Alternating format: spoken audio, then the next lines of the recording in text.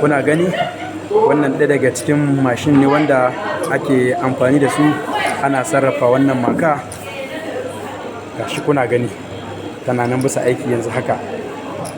Yauwa wannan kuma shine mashin wanda ake yin maka spaghetti. Kuna gani ga yadda suke gudanar da aikin su kenan. Allah da ya tsare, Allah ya kara ma CNSP kwarin gwiwa, Allah ya bata goyon baya 100% insha Allah. Allah ya taya musu wannan sojoji namu masu albarka. Kuna dai gani gashi nan ana ta gyarawa. To wannan shine abinci naku ingantacce mai inganci na ƙasa.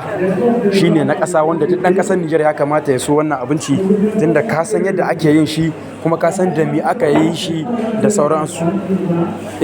Ya sha bamban da wanda kake ci baka san ya ake yin shi ba, baka san me ake sa mashi ba. Insha Allah.